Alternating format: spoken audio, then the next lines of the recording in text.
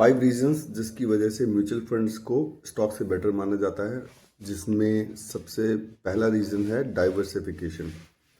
यानी mutual funds जो होते हैं वो बड़े डाइवर्सिफाइड होते हैं। डाइवर्सिफाइड का मतलब होता है, जैसे अगर मान लीजिए आप किसी स्टॉक में इन्वेस्ट कर रहे हैं तो आपका पैसा पूरा पूरा एक स्टॉक में लगा हुआ है। तो अगर वो स्टॉक डूबता है किसी भी रीज़न से तो आपका पूरा पैसा डूब जाता है। तो पूरा रिस्क आपका एक स्टॉक पे डिपेंड करता है। लेकिन जब आप म्यूचुअल फंड में पैसा लगाते हैं तो आपका पैसा बहुत सारे स्टॉक्स में एक साथ इन्वेस्ट होता है, तो आपका रिस्क बहुत ज़्यादा कवर रहता है। इससे आपको आपके पैसे को बड़ी सिक्योरिटी मिलती है। दूसरा रीज़न है प्रोफेशनल मैनेजमेंट।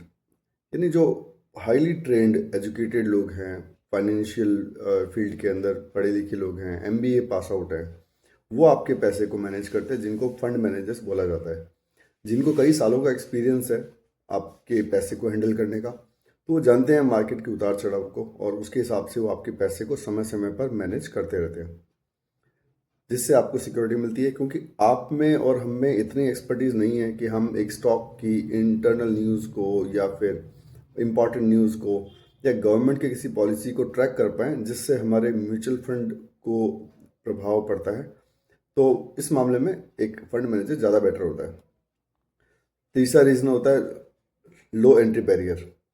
लो एंट्री बैरियर का मतलब है कि आप आज की डेट में म्यूचुअल फंड सिर्फ 100 रुपये से स्टार्ट कर सकते हैं। बहुत सारे फंड्स हैं जो आप 100 रुपये से स्टार्ट कर सकते हैं, जिसके लिए आप चाहें तो आप किसी भी साइट पे जैसे एंजल वन है या ग्रो है, इन पे जाकर चेक कर सकते हैं ऐसे कौन से फंड्स हैं जो 100 रुपये से स्टार्ट किए जा सकते हैं। चौथा जो इम्पोर्टेंट रीज़न है वो है लिक्विडिटी। एक म्यूचुअल फंड की लिक्विडिटी बहुत अच्छी है। इसका मतलब क्या है?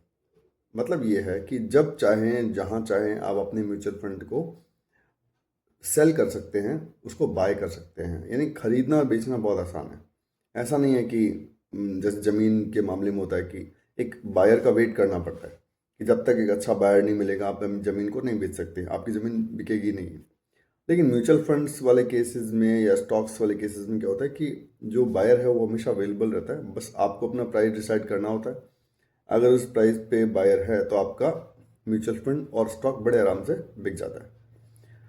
लास्ट जो इम्पॉर्टेंट चीज़ है वो है कि आपका जो इन्वेस्टमेंट है म्यूचुअल फंड्स में वो गोल बेस्ड होता है। यानी कि आप किसी पर्टिकुलर गोल के हिसाब से अपने म्यूचुअल फंड में इन्वेस्ट कर सकते हैं, जैसे गाड़ी लेना, घर लेना, अपने बच्चे की एजुकेशन को फाइनेंस करना। तो ये गोल बेस्ड है, बड़ा डिसिप्लिन होता है। इतना डिसिप्लिन स्टॉक्स में नहीं होता, इसलिए म्यूचुअल फंड्स बेटर है।